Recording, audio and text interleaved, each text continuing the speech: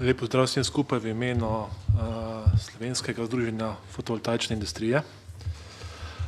Jaz bom govoril seveda predvsem od fotovoltaiki, ki že ime našega združenja pove. Zdaj, naslov te predstavitve se da malo provokativen, ker se v zadnjem času na fotovoltaiko gleda predvsem kot neke vrste nebodega treba in ki povzroča ogromne stroške gospodarstvu. V Sloveniji smo v letu 2009 sprejeli uredbo o podporah obnovljivim virom energije, ki je to področje prvič uredila tako, da so investicije postale zanimive in donosne. Potem temu je sledila zelo hitra rast investicij v sončne elektrarne, poraslo tudi število elektrarn na bioplin, na ostalih področjih pa ni bilo tako bistvenih premikov. Fotovoltaika je potem v 3 letih v Sloveniji ustvarila 2300 novih delovnih mest. Tule je graf, kako so rasle potem investicije v sončne elektrarne v Sloveniji.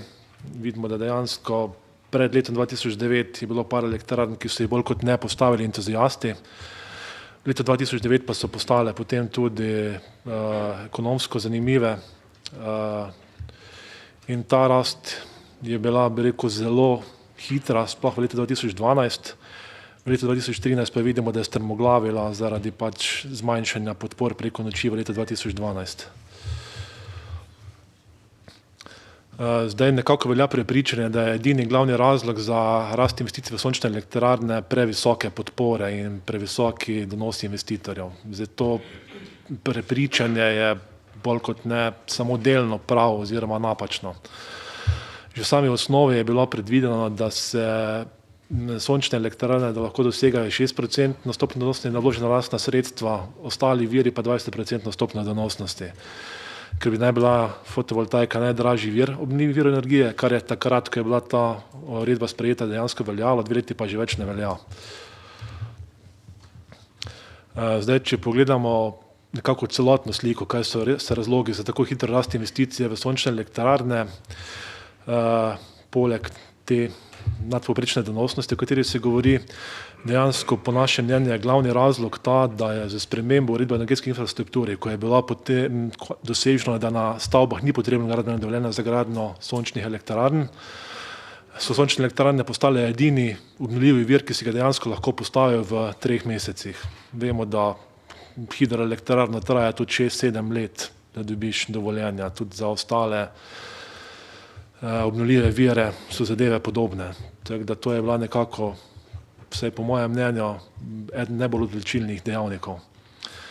Drugi je to, da za postavitev sončne elektrarne je dejansko primerna celotna Slovenija, skoraj na vsaki strehi lahko postavi sončno elektrarno. Potem pa pridemo do teh visokih donosov, kar je pa glavni razlog, je pa zaradi napačno postavljenega sistema podpor, predvsem neustrezno določenih velikostnih razredov. Vemo, da je bila in še danes to velja, da imaš enako visoko podporo, če imaš elektrarno postavljeno 1 kW ali 50 kW ali pa 50 kW in 1 MW. To pomeni, da če so bile donosne elektrarne 50, 100, 200 kW, so bile elektrarne 999 kW, pri 1 MW je bila meja, so bile pa več čas ekstra donosne.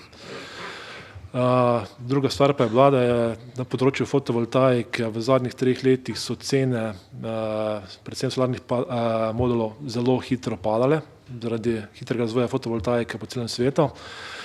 In dejansko pri nas je par let odkupna cena veljala celo leto enaka, od januarja do decembra.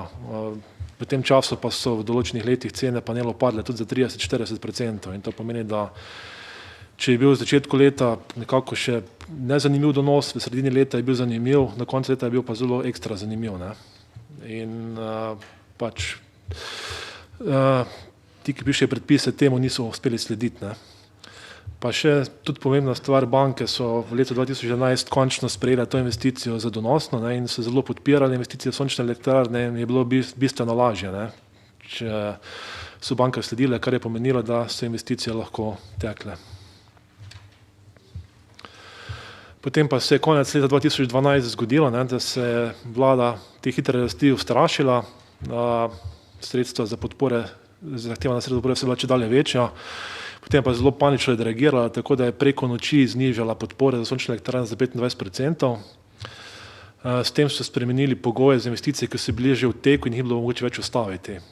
To pomeni, da je bila pač ta uredba sprejeta po našem mnenju in tudi na nezakonit način. Na koncu, ali je to nezakonito ali ne, bo odločilo sodišče, kajti večina investitorjev, ki jih je to prizadelo, je sprožilo tožbo proti državi.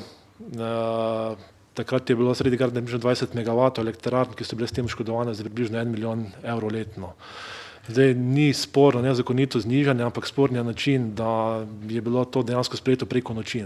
Vemo, da se morajo predpisi pri nas na predpisanih mestih objavljati vsaj 2 meseca prej oziroma 1 mesec prej po nujnih postopkih. Ta je bil pa dejansko seznanjena javnost z tem par ur pred začetkom veljavnosti, kar pomeni, da se investitorji več niso mogli odločiti, da ne bodo spremenili.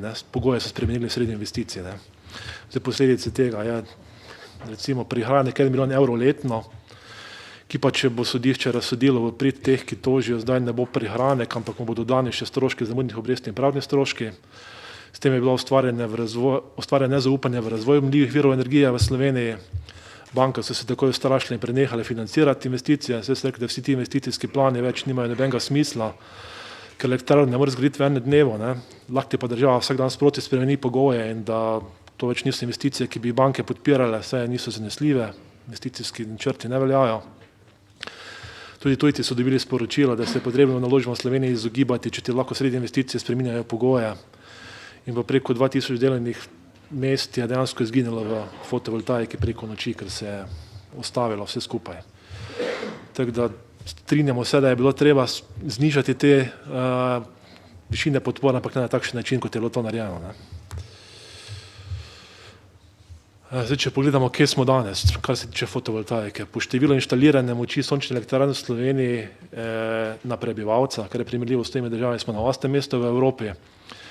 Na prvem mestu je Nemčija, ki ima 4-krat več na prebivalca inštalirano kot Slovenija, na drugem mestu je pa Italija, ki ima 3-krat več kot Slovenija. Tako da mi smo nekje v zlati sredini Evrope. Z vidika okoljskih ciljev, ki se je Slovenija zavezala doseči do leta 2020, tukaj verjetno teh ciljev ne bomo dosegli ali pa zelo težko z tem tempom, ki ga imamo danes. Z vidika potrebnega denarja za izplačevanje podpor, da sedaj zgrajene sončne elektrarne je potrebno zagotoviti 60 milijonov evrov letno ali 30 milijonov evrov na prebivalca. To zdaj je veliko, ni veliko, kdo gleda na to. Seveda za prebivalce, za gospodarstvo je, za določene ni, to je stvar pač ocen. Z vidika akcijskega načrta, ki je do leta 2020 predvideval 130 megavatov sončnih elektrarn, smo jih imeli že konec leta 2012 75% preveč. Zdaj smo na nekem razpotju, kaj pa sedaj? Razvoj obnovljivih virov v svetu se nadaljuje. Zdaj tisti je še zmeraj precej teh, ki smatrajo, da je to nepotreben strošek, neumnost. Tu bi mogoče jim lahko odgovoril za tem vprašanjem, ki sem ga pred kratkim slišal, da če meni, da se je kamena doba zaključila zato, ker je zmanjkalo kamnov. O tem ne bi zdaj razpravljal, to so pač ostale stvari. Da bo EU odstopila od ciljev in zavez o zmanjšanju izpustov CO2 je zelo malo verjetno. To je že moj predhodnik povedal, da na to verjetno lahko pozabimo, tako da tem ciljem bomo morali slediti. Tudi v Sloveniji, drugače bomo plačevali precej visoke kazni. Zdaj pač nekako je čas, da pogledamo, kaj imamo v Sloveniji od obnovljivih virov energije sploh na voljo. Imamo vodo, kar njena glavna prednost je, da je med najcenejšimi obnovljivimi viri energije, da je v primeru akumulacije relativno stabilni vir električne energije, da ima brezplačno tako imenovano gorivo. Ima pa tudi svoje slabosti. V primeru akumulacije gre zelo za velike posege v prostor. Vodni viri v Sloveniji so omejeni in so že tudi kar precej izkoriščeni. Pa v primeru daljših sušnih obdobij, ki so vse pogostejša, pa niso več tako stabilen vir električne energije, kot recimo sedaj, kaj bo v prihodnosti, je vprašanje. Potem naslednja stvar, ki ga imamo v Sloveniji na voljo, je veter. Prednost je zopet je, da je med najcenejšimi obnovljivimi viri energije in da ima brezplačno gorivo, poganja jih veter. Slabosti je pa to, da gre za zelo velike posege v prostor, kar v Sloveniji dobro občutimo pri poskušanju umeščanja vetrnic v prostor. Slabost je tudi, da Slovenija ni najbolj primerna za postavitev vetrnih elektrarn, dejansko le manjši del Slovenije je primeren za elektrarne, ki so ekonomsko pravičene. Pa da je zelo nestabilen vir električne energije, ki je odvisen od tega, kako piha veter. Kar pomeni, da je pač treba te izpade nekako nadomeščati z drugimi virami. Potem geotermalne energije v Sloveniji. Imamo sicer precej geotermalne energije na določenih območjih Slovenije, ampak dejstvo je, da prave tehnologije za izkoriščanje še sploh ni na voljo. Zopet del Slovenije, primeren za postavitev teh elektrarn, pa spada med dražje obnovljive vire energije. Plimovanje pa valov lahko v Sloveniji pozabimo, ker naše morje ni primerno za izkoriščanje te energije.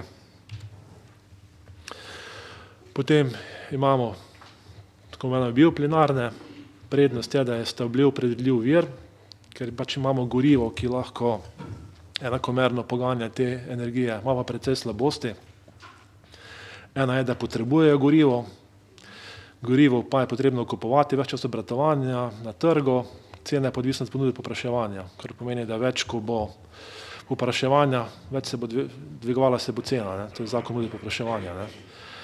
Slovenija ima omejeno količino kmetijskih površin, pridelava tega goriva pa je sporna, ker izkorišča površine namenjene pridelavi hrane ali pa celo samo hrano, kar smo že izvedeli v uvodni predstavitvi, da Evropa že razmišlja o omejitvi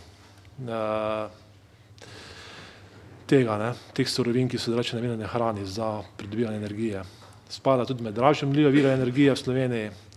Slej imamo še eno nesrečo, da trenutno zgrajene bioplinarne v Sloveniji imajo zelo velike težave, saj ne dosegajo načrtovane proizvodnje, kar je dejansko tudi naredilo zelo slabo reklamo nadaljnjemu razvoju bioplinarn v Sloveniji. Potem je biomasa, ki ima svoje prednosti. Slovenija je relativno bogata z biomaso, tudi je stabilen predvidljiv vir električne energije, ki ga lahko reguliramo z kurjenjem. Slabost je pa zopet, da potrebuje gorivo, ki je zopet na trgu in več, ko bo povpraševanje, potem višja bo cena. In v tem trenutku je dejansko najdražji obnovljivi vir energije. Potem pa pridemo do sončne energije.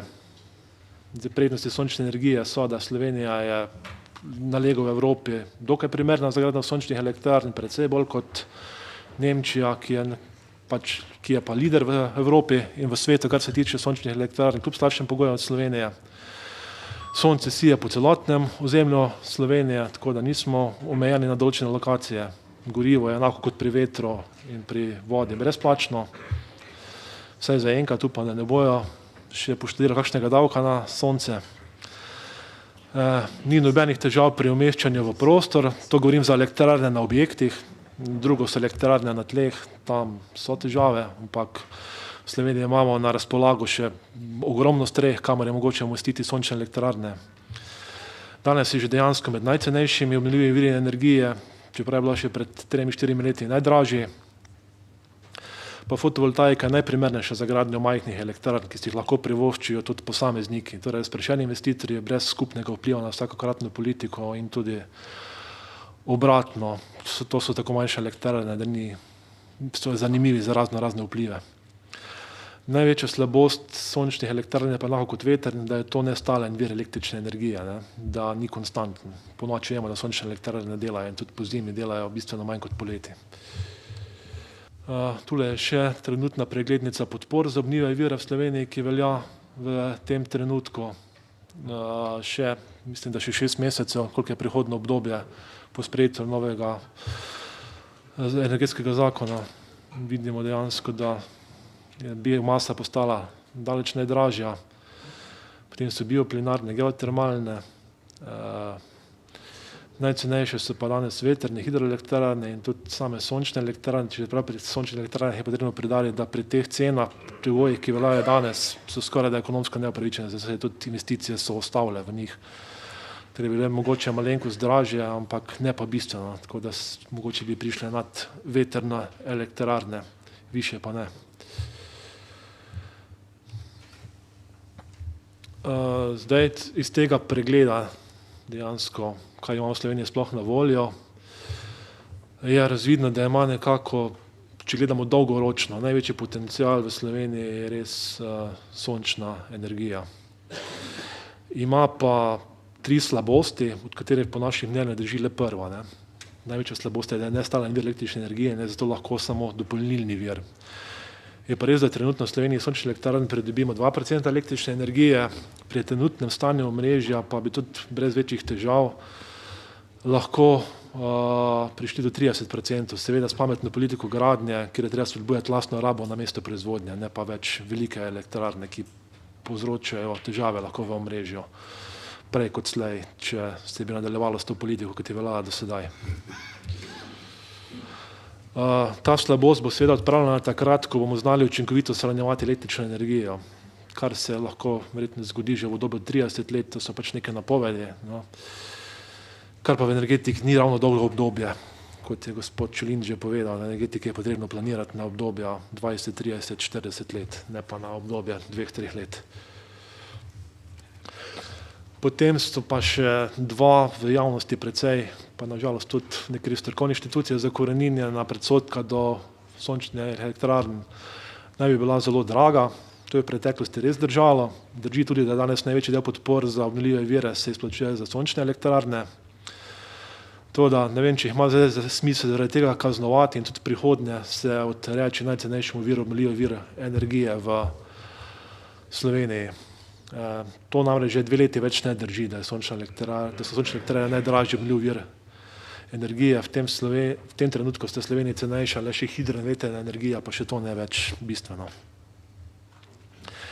Če pa zdaj nov energetski zakon in predvsem ostala zakonodaja ne postavljajo dodatnih ovir za gradnjo sončnih elektrarn in če bodo ti podzakonski akti smiselno napisani, bo precej segmentov sončnih elektrarn takoj postalo najcenejši obnovljivi vir energije.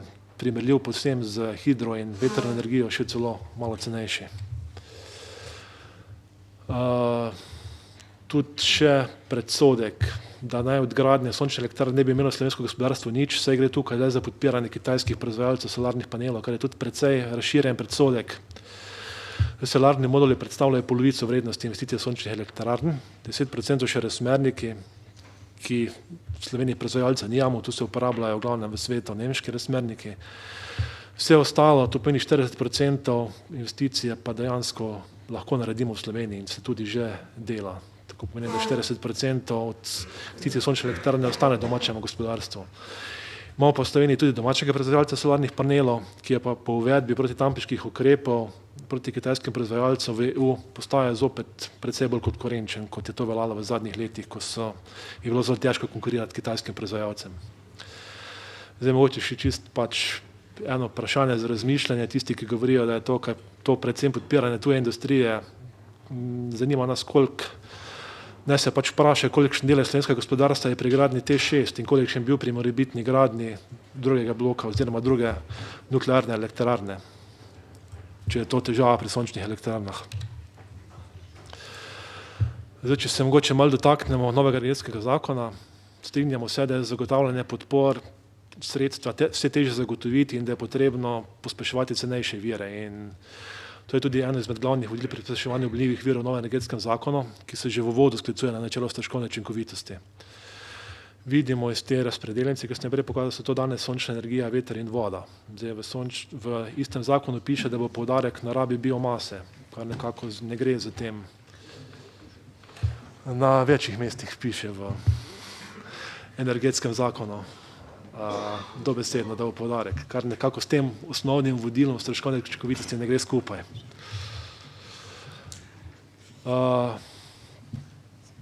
Uvodoma sicer zakon navaja stroškovne učinkovitosti, načelo spodbujanja obnovljivih virov energije, načelo okoljske trajnosti, načelo enakega obravnavanja.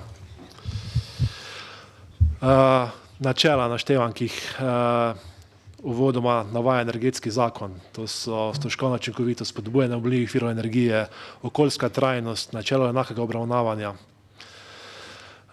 Kar nas je precej zmotilo pa je to, da v 506. členu, to so prehodne odločbe, zakon že določa, da akcijski načrt za obnovljive vire energije z leta 2010, ki je nastal brez energetskega koncepta Slovenije, ki bi nekako moral biti krovni akt in potem akcijski načrti temu prilagojeni. Ta akcijski načrt je nekako že zastarel, če gledamo, ampak vseeno piše, da se ta akcijski načrt šteje kot že veljavni načrt do leta 2020. Po našem mnenju bi ga bilo treba najprej počakati energetski koncept in ga potem akcijski načrt prilagoditi energetskemu konceptu in pa podatkom, ki jih imamo danes, ki jih leta 2009 še nismo imeli. Potem so te tako imenovane kvote, o katerih je gospod Čelinc že govoril, ki nekako tudi ne bi sledile tem evropskim direktivam. Nekateri bodo investitorji tekmovali, kdo bo ponudil nižjo referenčno ceno električne energije. Ti razpisi so teoretično sicer zelo dobra stvar, je pa v praksi z njimi ogromno težav, kar vidimo iz primerov drugih držav. Glavne težave, ki jih povzročajo, so predvsem, da spodbujajo korupcijo, špekulacije, zastavljeni cilji na področju izgradnje obnovljivih virov energije pa se ne dosežejo. Zdaj, primeri te korupcije in špekulacije so najbolj svež primer je Hrvaška, kjer vidimo, kaj se je zgodilo 1.1.2014 z kvotami za sončne elektrarne, ker je ta razpis doživel revizijo in mislim, da že celo kriminalistično preiskavo, kaj se je tukaj dogajalo okrog tega. Zdaj, tudi če se tej korupciji in špekulativnim rezervacijam kvot nekako uspemo izogniti, kar ta 3-letni rok za izgradnjo k temu ne prispeva in menimo, da bi ga bilo treba dejansko prilagoditi posameznim obnovljivim virom. Zdaj razumemo, da je 3-letni rok za vetrne elektrarne, kjer je še to vprašanje, če je možno zaseči. Pri sončnih elektrarnah pa ta 3-letni rok samo omogoča tem, ki bodo rezervirali te kvote, da jih bodo potem lahko izseljevali, te, ki bi dejansko investirali in jih skušali preprodati po čim višji ceni, ker bodo 3 leta držali te kvote, kar se dogaja na Hrvaškem. Zdaj, to je potem vprašanje teh podzakonskih aktov, kako bodo te kvote razdelili. Zdaj, rečeno je že bilo, da te kvote bodo razdeljene po posameznih obnovljivih virov energije, vse drugače bi se protežiral samo en obnovljiv vir, ki bi bil najcenejši. Zdaj, tukaj je veliko vprašanje, kako bodo te kvote razdeljene. Ne? Pravična razdelitev obnovljivih virov je verjetno zelo problematična. Ne? Kako bo to uspeli doseči, ne vem. Tudi če se kvote primerno razdelijo po posameznih obnovljivih virov, je spet potem vprašanje stroškovne učinkovitosti znotraj obnovljivega vira energije. Tudi če se ne bo naredili razni velikostni razredi, pomeni samo potem, da se bodo naredili samo največji projekti, ki so stroškovno učinkoviti od manjših. To pa nekako ni v skladu z dolgoročnim konceptom, da naj bi se sploh pri sončnih elektrarnah, da naj bi se spodbujale manjše sončne elektrarne, kajti razvoj mora temeljiti na manjših, v katerih se je proizvedena električna energija porabi na mesto, kjer je proizvedena. To pa iz več razlogov. Eno je nekako družbena sprejemljivost, vse prispevek plačujemo vsi potrošniki električne energije in če bo ostalo to, da se gradijo samo velike, bodo zopet lahko investirali samo tujci ali pa tisti z dostopom do potrebnega kapitala za največje projekte. Prispevek pa bomo plačevali vsi prebivalci, ne bomo pa imeli možnost vsi recimo graditi sončne elektrarne na svojih objektih. Naslednja težava je pa v tem, da tudi če bodo te kvote razdeljene še po velikostnih razredih, ni za pričakovati, da bo nekdo, ki si želi postaviti na svojem objektu 5 kW sončno elektrarno ali 4 kW sončno elektrarno, šel v pripravljanje projektov, ste prijavljali na razpise, ukvarjali s to administracijo za tistih par evrov, ki bi mogoče si popravil pokojnino za to malo elektrarno, se tega dejansko ne bo šel. Zato je naš predlog, da se investicije v vse obnovljive vire do velikosti 50 kW izvzamejo iz sistema kvot in da se to najdejo in teh razpisov in da se to najdejo druge rešitve. Te najmanjše investicije namreč ne morejo ogroziti stabilnost podporne sheme, kar je verjetno glavni razlog za uvedbo tega sistema. Zdaj, kako naprej, kar se tiče sončnih elektrarn? Potrebno je začeti graditi predvsem na stavbah, kjer se lahko večina električne energije porabi v sami stavbi.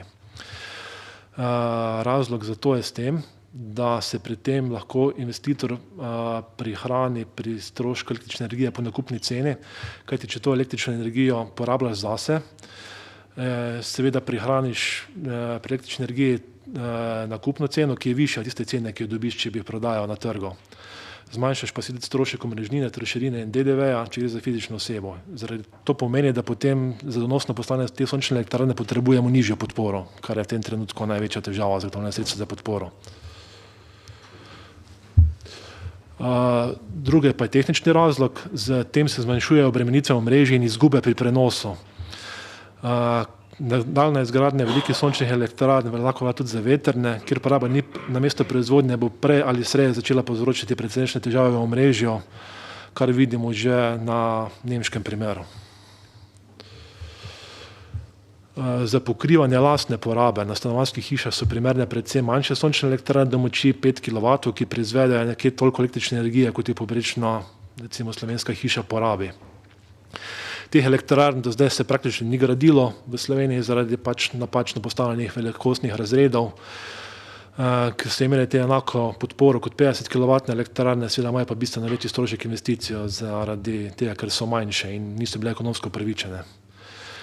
So pa te elektrarne najbolj družbeno sprejemljive, saj jih lahko gradi praktično vsakdo zaradi nizke investicijske vrednosti, majhnega potrebnega prostora, ki ga ima vsak lastnik hiše na strehi. In s tem bi nekako tudi lažje upravičili ta prispevek za obnovljive vire, ker bi hkrati na drugi strani tudi vsaki plačuje imel možnost investirati v to majhno sončno elektrarno. Tukaj bi še opozoril na par anomalij v trenutni zakonski ureditvi, ki ne letijo toliko na dejansko Direktorat za energijo in pa ministrstvo, ki pokriva energetiko, ampak predvsem na ostalo zakonodajo. Kaj je trenutno? Če si na svoji hiši postavim 5 kW sončno elektrarno, se moram prijaviti kot fizična oseba normiranec in ponovno plačevati pavšalne prispevke Zavodu za pokojninsko zavarovanje in za zdravstveno zavarovanje. Tudi če sem zaposlen, že drugje jih plačujem. Od aprila naprej bo letni znesek znašal za to 774 €.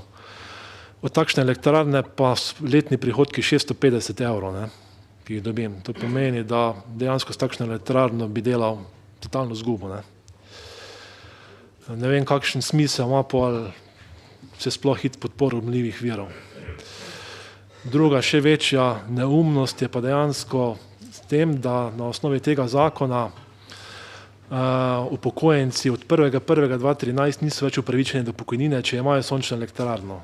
Imamo čisto konkretni primer, ki je gospod 6. februarja letos prejel dopis od ZPIZ-a, da zato, ker ima 4,6 kW sončno elektrarno, ki mu mesečno prinese okrog 160 € prihodka, da ni več upravičen do pokojnine in da celo mora vrniti pokojnino od 1.1.2013 dalje, lansko leto, ki mi je bila izplačana. Zaradi tega, ker on zdaj opravlja dejavnost, je začel ponovno delati in ni upravičen do pokojnine. Res je, da je v prvem predlogu energetskega zakona bilo predvideno, da bi bile te manjše sončne elektrarne izjema za te prispevke in za te zakone o pokojninskem in invalidskem zavarovanju, ampak to je potem v medresorskem usklajevanju izginilo iz zakona in danes dejansko veljajo, bi rekel, takšne anomalije, neumnosti, ne vem, kako naj to imenujem.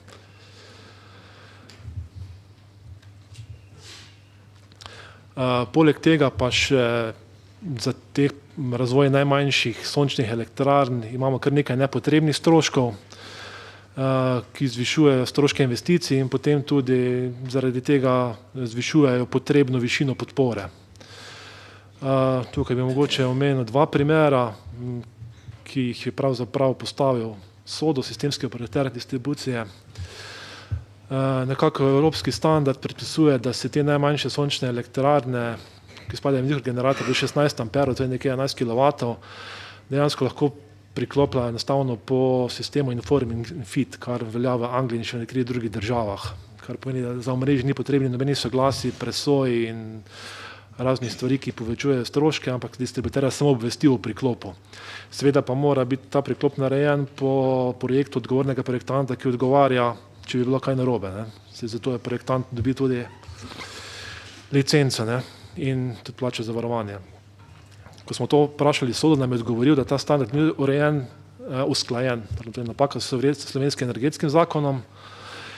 In tudi nov energetski zakon dejansko tega standarda evropskega ne upošteva, ampak še vedno predpisuje, da moramo prav za vsako posamezno priključitev ali pa njeno spremembo pridobiti soglasje za priključitev, kar za sabo potegne kar nekaj stroškov, ki vplivajo na te najmanjše elektrarne kar v precejšnjem delu.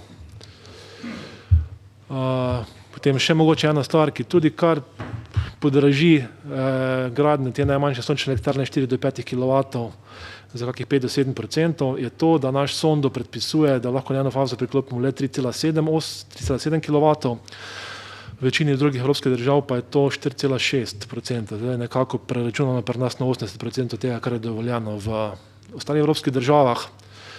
Zdaj temu so se prilagodili proizvajalci razmernikov, ki ponujajo najmočnejše 4,6 kW enosmerne, ki so precej cenejši od trifaznih. Tako da nekje pri 4,5 kW elektrarni je v Sloveniji zaradi tega razmernika, ki pri nas ni dovoljen, v drugih evropskih državah pa enosmerni, investicija 5 do 7% dražja. Pa še potem samo priključitev. Elektrodistribucija zaračunava za vse sončne elektrarne, ne glede ali je njihova moč 1 kW ali 999 kW, iste pavšalne stroške priključitve v višini 250 € plus DDV, kar zopet pri 5 kW elektrarni to podraži za 2,5%. Zato predlagamo, da se tu nekaj naredi, da se ti stroški ali za do 50 kW elektrarne ne zaračunavajo ali pa da se bistveno zmanjšajo, saj ne more prinesti enakega stroška kot 1 MW elektrarne. Če pa recimo ni elektrarna samo za lastno uporabo, ampak to elektriko prodajaš v omrežje, pa poleg tega stroška priključitve plačaš še priključno moč, ki pa znaša tam okrog 800 €. Torej te priključitev sončne elektrarne 5 kW na strehi stane potem okrog 1300 €. Enako pa stane priključitev 1 MW elektrarne, kar je zopet nesmiselno. Zdaj mogoče pri teh najmanjših elektrarnah, recimo 5 kW, ki investicija danes okrog 10 tisoč €, letni prihodki so nekaj 100 €, zaradi tega investitor ne moreš postati zavezanec DDV, kar pomeni, da ti DDV-ja si ne moreš preračunati in ti to tudi investicijo podrži 22%.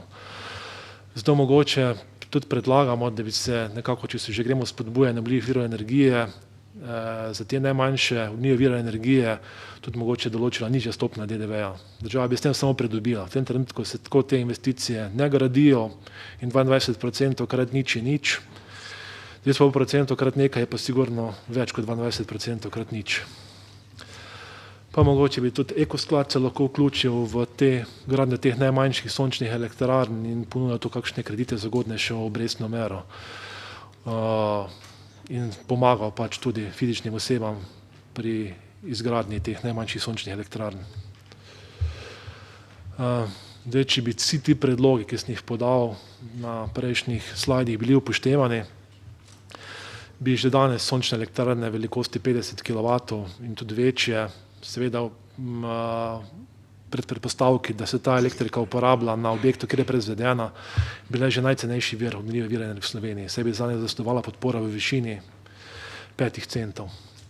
Zdaj najmanjše sončne elektrarne velikosti 5 kW, recimo, ki je primerna za stanovanjske hiše, pa bi zadostovala podpora že v višini 0,12 € oziroma 12 centov za kilovatno uro, kar je še vedno precej manj, kot je potrebno zagotoviti za podpore električne energije proizvedene iz biomase, bioplina in iz soproizvodnje.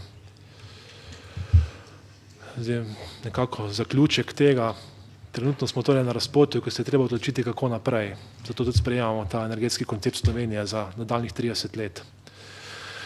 Zdaj, gradnja sončne elektrarne v Sloveniji je trenutno ustavljena zaradi teh prenizkih podpor in vseh drugih ovir, ki sem jih prikazal. Zdaj, če ne bomo takoj spodbudili oziroma odbudili zopet izgradnjo sončnih elektrarn, seveda po neki bolj zmerni stopnji rasti, ne takšni, kot je bila do sedaj, ki je bila škodljiva za podporno shemo, potem tudi za samo kvaliteto izgradnje, ker se je na hitro delalo za vse skupaj. Bomo nekje leta 2018 ugotovili, da smo še zelo daleč od izpolnitve okoljskih zavez, saj z drugimi obnovljivimi viri bomo zelo težko dosegli. Potem je edina možnost, da bomo pač ugotovili, da je edina možnost, da pač zopet začnemo spodbujati hitreje sončne elektrarne, Ampak do takrat bodo vsa slovenska podjetja, ki se s tem ukvarjajo, že dejansko mrtva, tiste, ki še niso. In potem bo edina možnost, da bomo te elektrarne gradili tujci, verjetno po precej višjih cenah, kot bi to naredila domača podjetja. Tudi po letu 2020 se gradnja sončnih elektrarn ne bo ustavila, ampak verjetno šele pospeševala. Zdaj, ker precejšnja verjetnost je, da bodo sončne elektrarne takrat konkurenčne že tudi brez podpor. Na eni strani zaradi dviga cen električne energije, pa tudi zaradi še nadaljnjega znižanja vrednosti same investicije v sončne elektrarne.